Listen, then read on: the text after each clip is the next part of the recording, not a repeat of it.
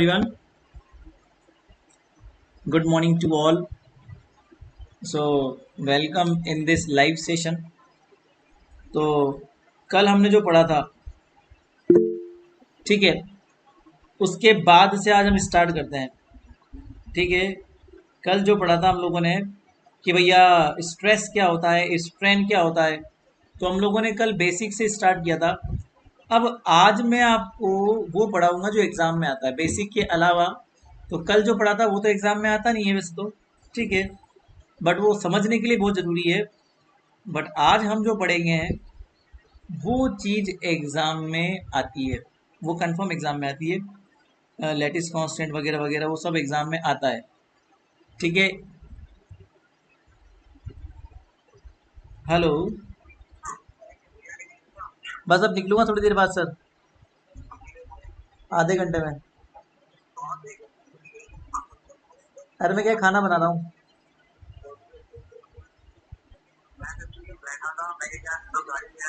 हाँ, हाँ,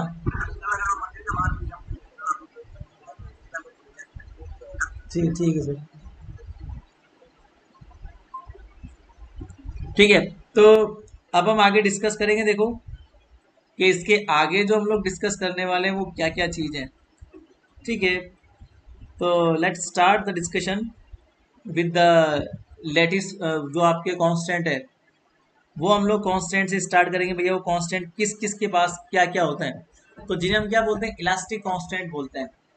नॉर्मली हम लोग इस चीज़ को क्या बोलते हैं, इलास्टिक कांस्टेंट। तो this is the entire screen, presentation of the screen like this. तो अब आपको दिख रहा होगा स्क्रीन वगैरह भी पूरा, ठीक है। Okay, so now this is the presenting screen.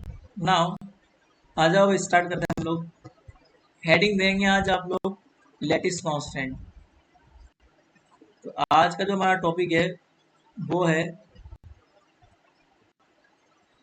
Lettuce constant.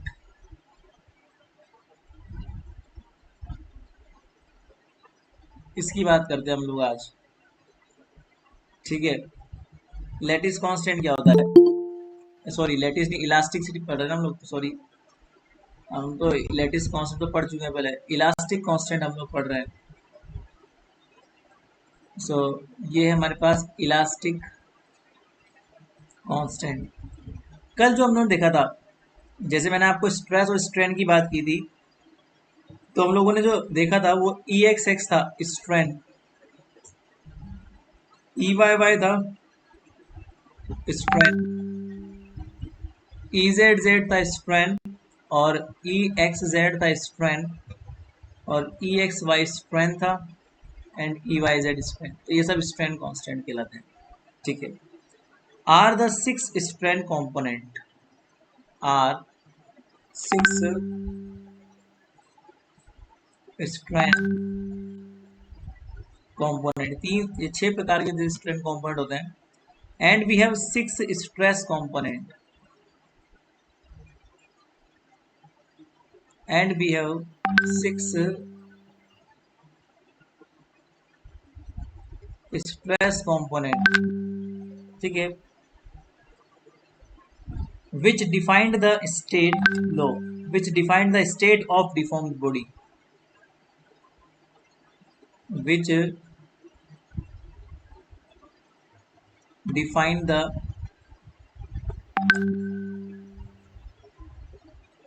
state of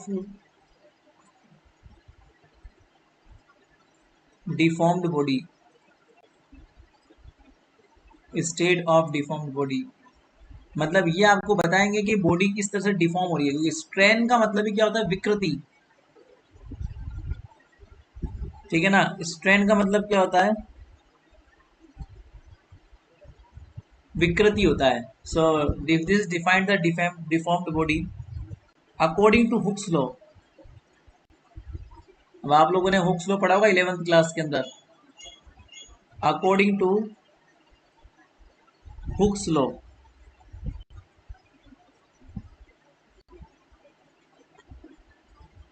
according to Hooke's law, with in elastic limit, within elastic limit, with in elastic limit. आप लोगों ने हुक्स लॉ के बारे में पढ़ा होगा, प्रतिबल बटा विकृति बराबर कांस्टेंट होता है, मतलब stress upon strain is equal to क्या होता है, कांस्टेंट। और इलास्टिक लिमिट में अगर हम लोग बात करते हैं, इस लॉ की बात जब करते हैं, तो वहां आप लोगों ने एक चीज पढ़ी होगी इलास्टिक लिमिट के अंदर, within elastic limit stress property to the stress property to the strain, that is stress component, ये लिखो limit stress component can be expressed bye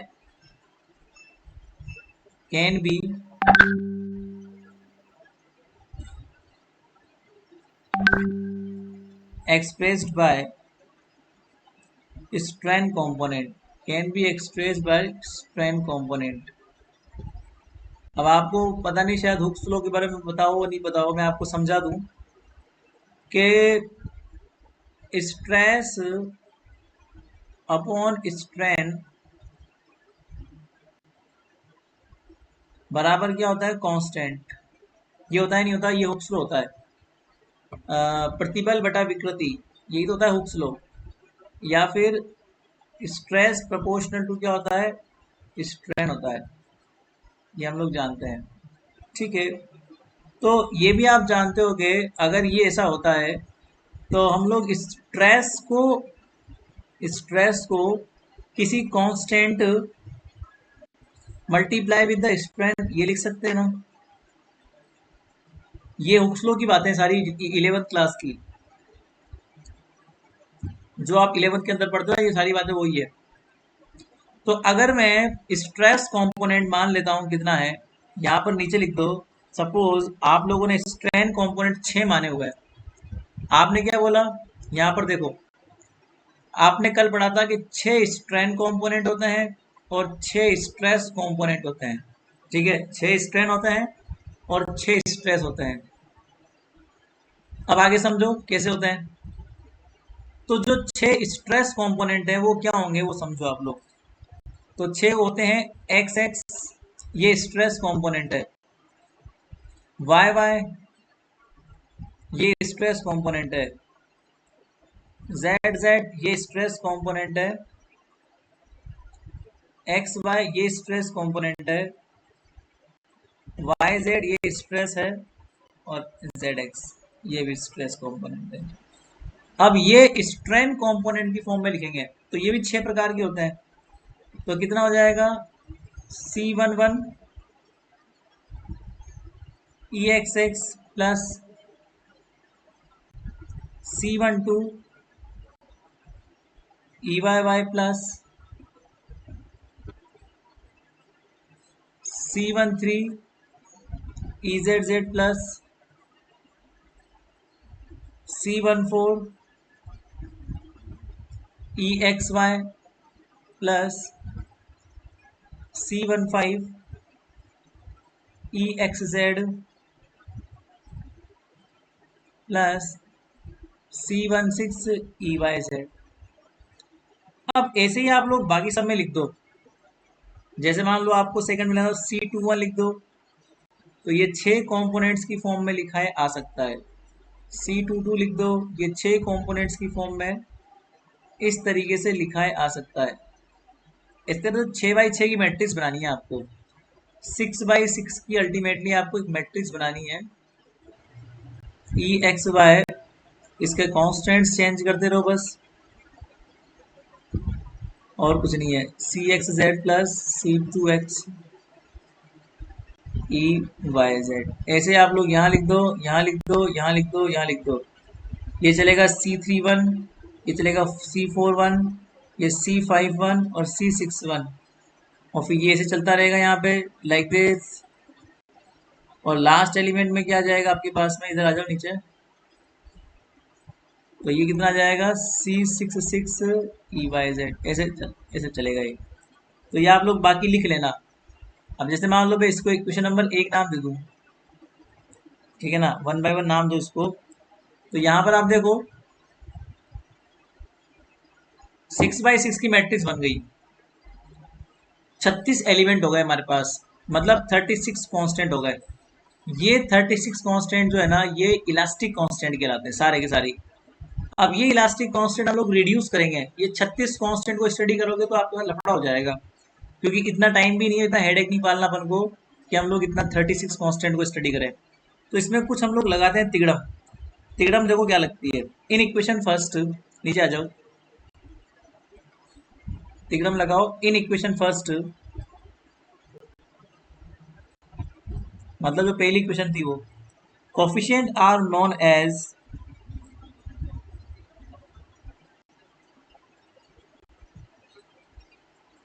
coefficients are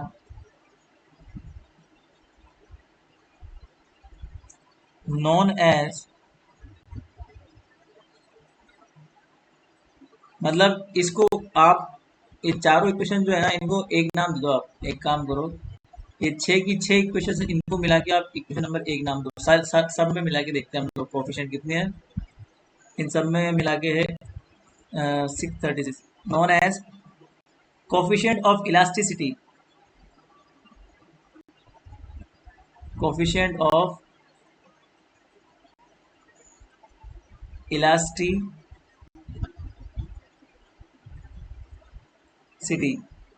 they depend on nature of material, they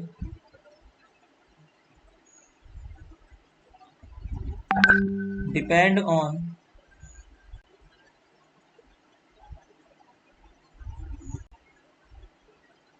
nature of material.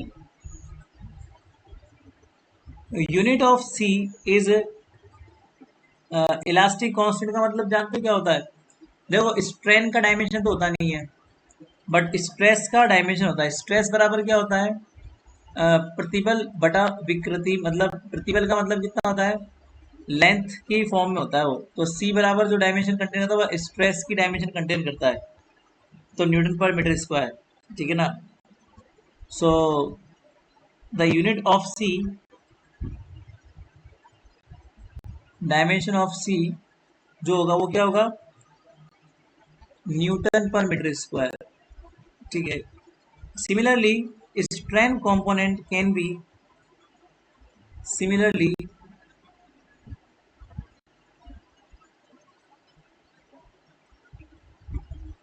strain component can be expressed in term of stress component, expressed in a term of, can be expressed in a term of stress component। अब ध्यान से सुनना, मतलब अब जो constant आएगा ना वो सी के जस्ट उल्टा होगा। हम लोग ये बात जानते हैं, स्ट्रेन बराबर क्या होता है, 1/c स्ट्रेस, ठीक है। तो यहाँ पर आप लोग जब स्ट्रेन कंपोनेंट को लिखोगे, ई एक्स एक्स को लिखोगे, तो it is look like S11 और X X X plus X12 X Y Y plus S13 X Z Z, ऐसे चलता रहेगा ये, ठीक है। तो ये वही 6 के 6 कॉम्पोनेंट आ जाएंगे। फिर आप जब वाई वाई लिखोगे तो इसमें क्या हो जाएगा, S11 वाई एक्स एक्स, और ये चलता रहेगा, X21 हो जाएगा ये। तो ये वैसे ये काम नहीं आएगा आपका, ये आपके कोई काम नहीं आएगा, आपसे एग्जाम में कभी नहीं पूछते इस चीज, ऊपर वाला पूछता है। तो आप ऊपर वाले को ध्यान रखो बस, ठीक है। इन दैट केस, अब नीचे आ जाओ, in that case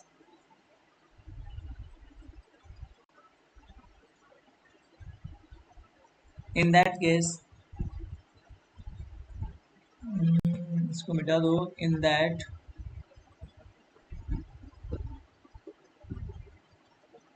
in that case S is known as elastic constant. S is known as elastic constant. ये भी इलास्टिक कांस्टेंट होगा जो पहले वाले के उल्टा होगा. Elastic constant and the unit, इसकी यूनिट जस्ट सी से उल्टी होगी क्योंकि वो स्ट्रेस अपॉन स्ट्रेन था, ये स्ट्रेन अपॉन स्ट्रेस है, तो ये हो जाएगी मीटर स्क्वायर पर न्यूटन. जस्ट उल्टा, मतलब एक तरह से सी बराबर 1/s होता है और कुछ नहीं है. ठीक है, इन इक्वेशन फर्स्ट. अब आ जाओ नीचे. In equation first there are 36 constant. There are 36 constants and they can be reduced by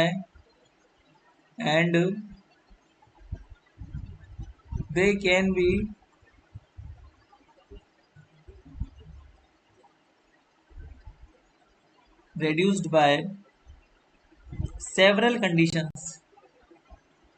वो कंडीशंस लगानी पड़ेगी तब जाके वो कम होंगे. Several conditions like existence of potential, इनको हम लोग अलग अलग कर सकते हैं. Like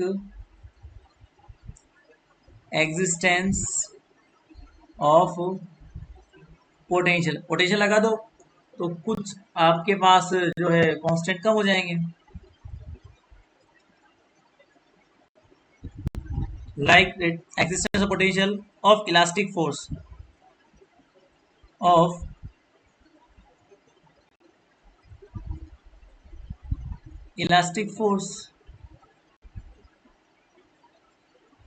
and symmetry of system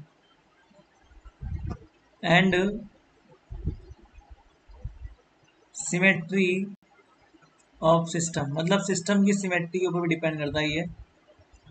अब इसको हम धीरे धीरे कम करते हैं. अब वो क्वेश्चन करते हैं जो आपके एग्जाम में आया था. इन इलास्टिक कांस्टेंट को मुझे कम करना है, इनको रिड्यूस करना है, क्योंकि इनको रिड्यूस करोगे तो ये आप स्टडी कर पाओगे. और ये धीरे धीरे रिड्यूस होने के बाद में केवल 3 इलास्टिक कांस्टेंट बचेंगे आपके पास. बाकी सब इलास्टिक कांस्टेंट क्या हो जाएंगे, जीरो हो जाएंगे. अब क्वेश्चन जो आपके एग्जाम में आता है वो लिखो आप लोग कि आपके एग्जाम में किस तरीके से क्वेश्चन पूछा जाता है. तो क्वेश्चन नंबर 1 जो आपका एग्जाम में आता है वो लिखो आप. क्वेश्चन क्या आता है, show that for a cubic isotropic, देखो show that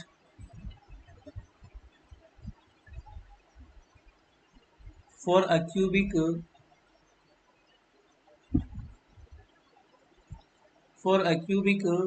isotropic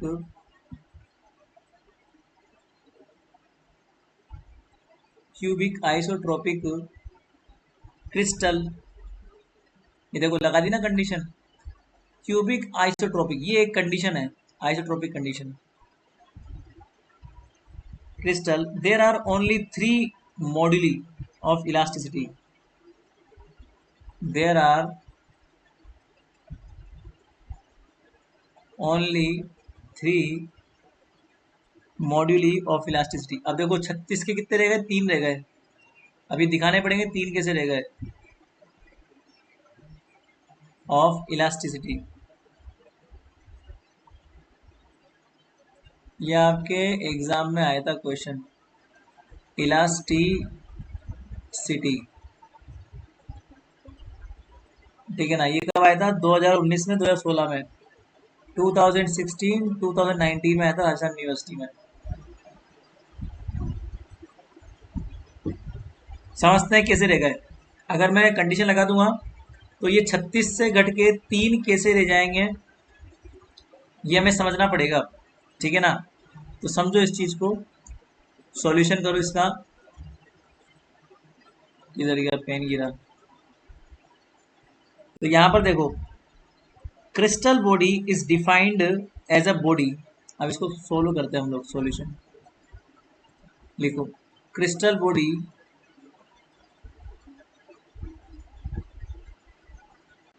is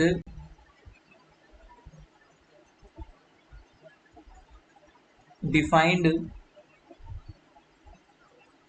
as a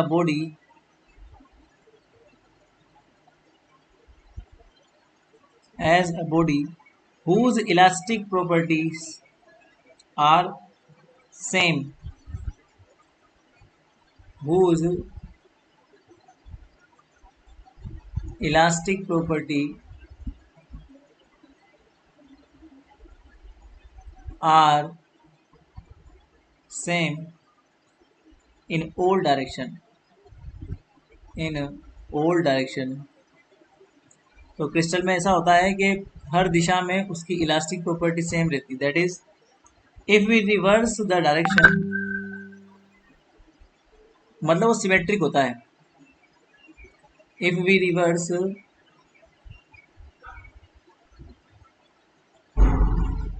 the direction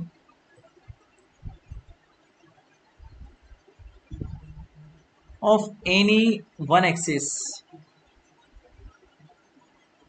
of any one axis in the plane in which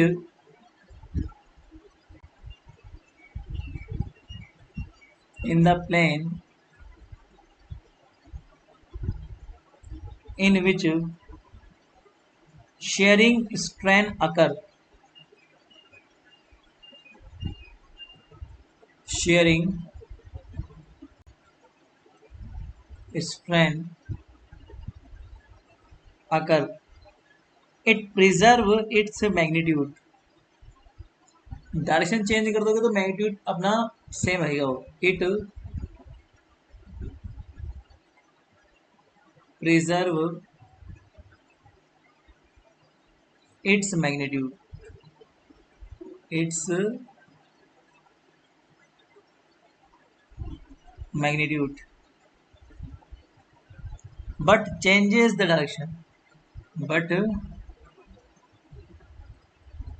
changes the direction. तो ऐसा होता है कि अगर मैंने डायरेक्शन चेंज कर दी तो उसका मैग्नीट्यूड सेम रहेगा, मतलब अनसर्टेनिटी नहीं आएगी इतनी। अब इसको समझते हैं, देखो आगे कैसे होता है। अब इस स्लाइड तो पूरी हो गई। अब मुझे एक काम करना पड़ेगा, थोड़ा सा इसको ऊपर लेना पड़ेगा, और ये आप लिख लो, इसको स्क्रीनशॉट ले लो आप लोग फटाफट से, क्योंकि मुझे अब कुछ मिटाना पड़ेगा। स्लाइड्स खत्म हो गई ना, तो मुझे कुछ मिटाना पड़ेगा इसके लिए।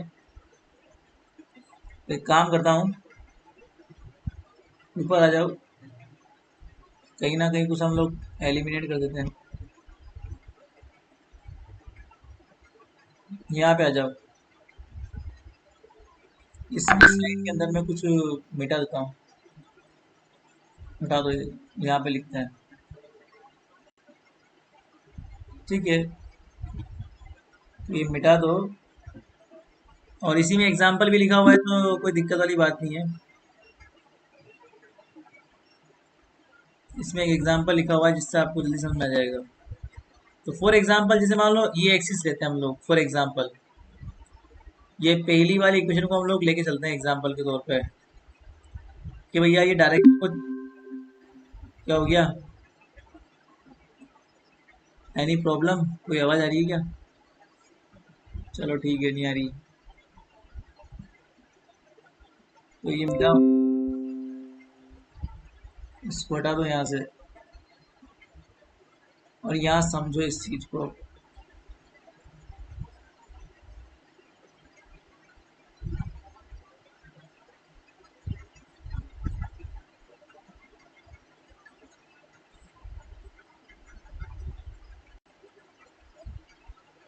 अब देखो, फॉर एग्जाम्पल, जैसे मान लो एग्जाम्पल के तौर पे, फॉर एग्जाम्पल मैंने ये क्वेश्चन ले ली, मान लो। So if we reverse O Y axis, जैसे मान लो ये तीन एक्सिस है मेरे पास, एक्स एक्सिस, वाई एक्सिस और जेड एक्सिस।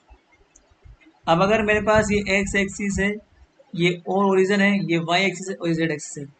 अगर मैं ओ वाई एक्सिस को चेंज कर दूं, ऊपर से लेके नीचे आ जाऊं, so if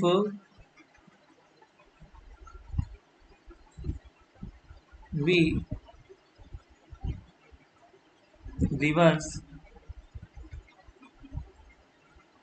O Y axis,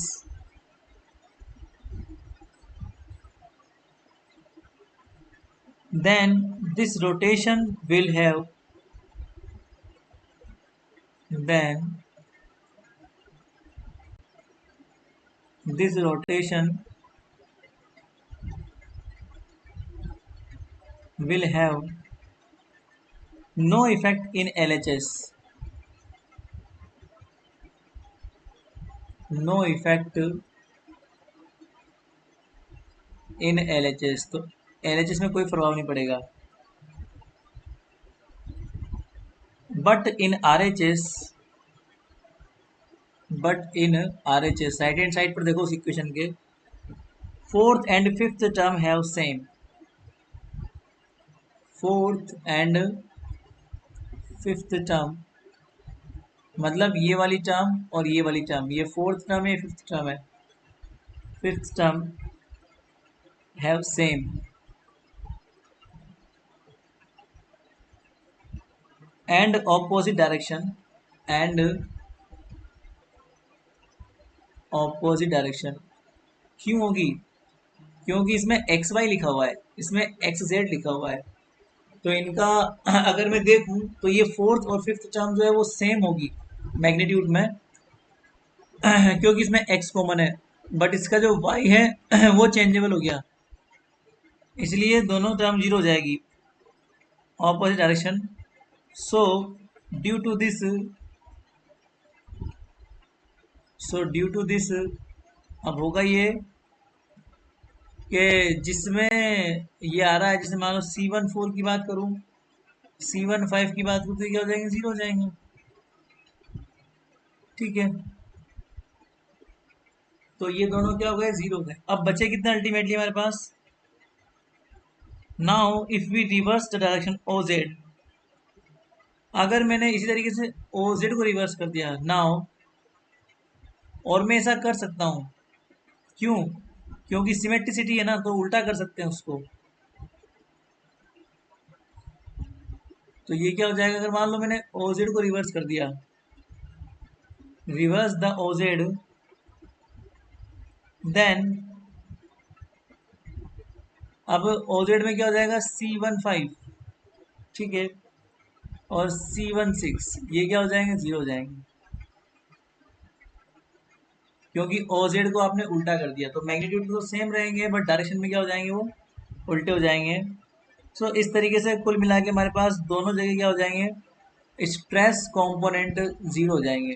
ultimately हमारे पास स्ट्रेस कंपोनेंट क्या हो जाएंगे? सारे जीरो हो जाएंगे।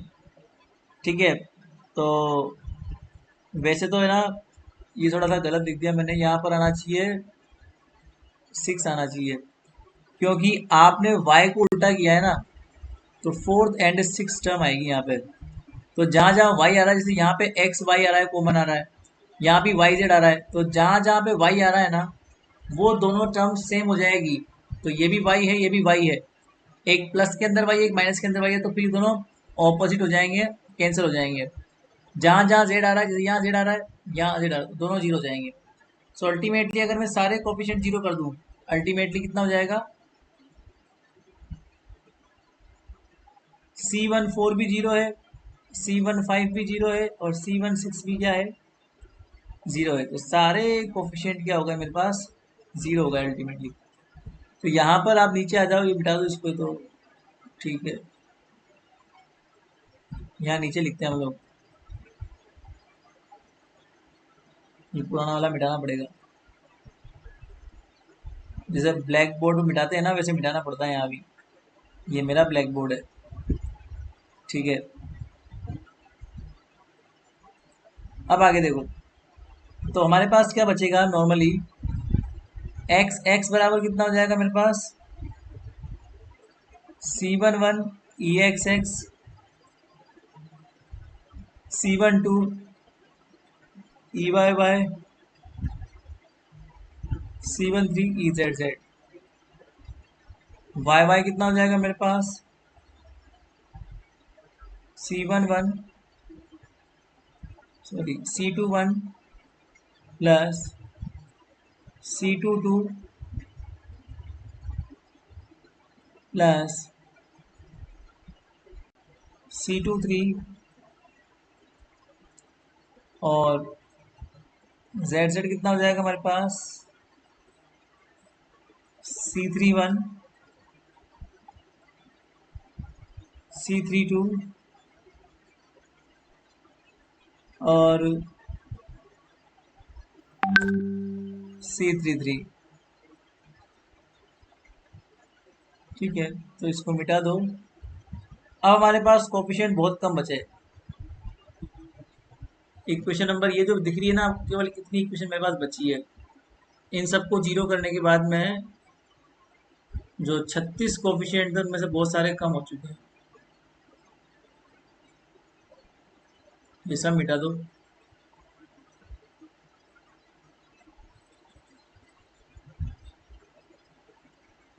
अब जो कोफिशिएंट बचे हैं वो लिखो। वो ये बचे हैं, X Y is equal to C41 E X X plus C4542, sorry यहाँ तो कुछ गड़बड़ है, यहाँ पर C41 नहीं बचेगा। एक्स वाई एक्सिस है ना, तो एक्स वाई के अंदर एक्स वाई वाले बचेंगे, एक्स वाई एक्सिस के अंदर एक्स वाई वाले ही बचेंगे। मतलब कहने का ये है, यहाँ बचेगा C44 और ये एक्स वाई वाला प्लस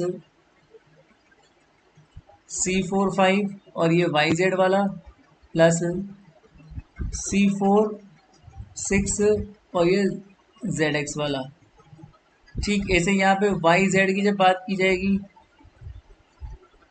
तो यहाँ पे C54 एक्स वाई वाला, C55 और ये वाई जेड वाला और C56 और ये जेड एक्स वाला बचेगा। 1 2 3 4 5 6, तो हमारे पास ये 1 हो गई, ये 2 हो गई, ये 3 हो गई, ये 4 हो गई, ये 5 हो गई, एक और बच रही है, जेड एक्स वाली बच रही है। C64 e X Y plus C65 e Y Z plus C66 e Z X. अब ये बच रही है 6 नंबर। अब इनको करना क्या है, फिर से आपको घुमाना है एक्सिस को, फिर कुछ कोफिशिएंट कम हो जाएंगे आपके। अब यहाँ तक करें, now if we change the direction of O X. अब मान लो आपने ओ एक्स की डायमेंशन चेंज कर दी, यहाँ पे लिखता हूँ मैं, यहाँ पे आ जाओ, इधर लिखो, यहाँ जगह बच रही है।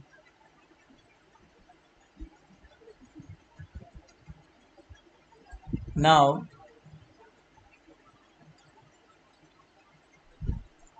if we change the direction of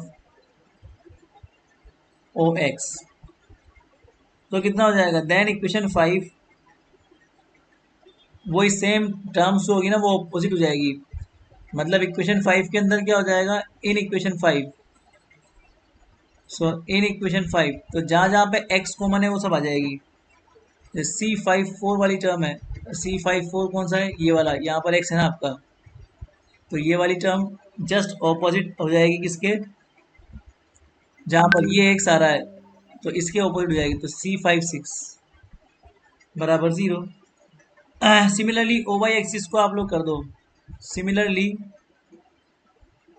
O Y axis को आप चेंज करोगे, सो हमारे पास ओ वाई को चेंज करो, कितना हो जाएगा, C64 बराबर कितना हो जाएगा, C65 बराबर 0। और ओ जेड को चेंज करोगे तो C45 बराबर कितना हो जाएगा, C46। ठीक है,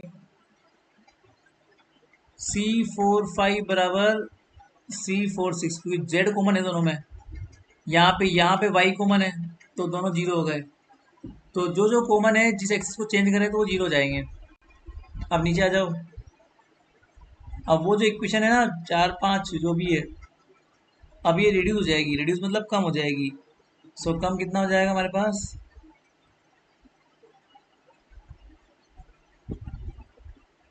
सो इतना चेंज करने के बाद में हमारे पास जो इक्वेशंस आएगी वो रहेगी लाइक,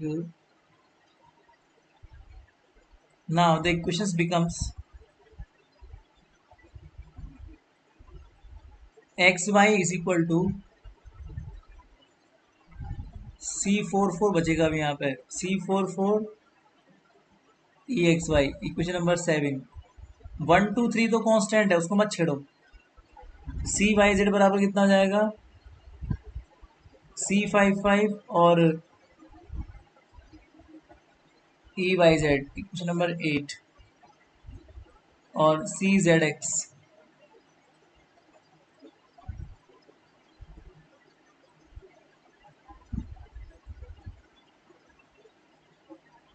बराबर।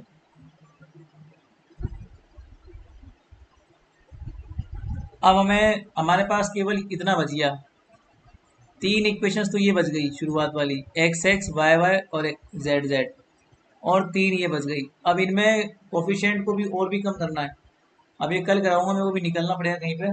ठीक है, अब ये रिविजन और लंबा चलेगा, इसलिए अब इसको हम लोग कल डिस्कस करेंगे। बाकी इसके आगे जो है ना 9 नंबर के बाद में 1 2 3 7 8 9, बस इतना काम आएगा कल हमारे। ठीक है ना? तो अभी तो इतना ही पढ़ेंगे फिलहाल। आपकी अटेंडेंस ले लूँ मैं, 24 बच्चे हैं ना, 23 बच्चे। ठीक है, 23 peoples. Okay, thank you so much. फिर हम लोग कल मिलेंगे।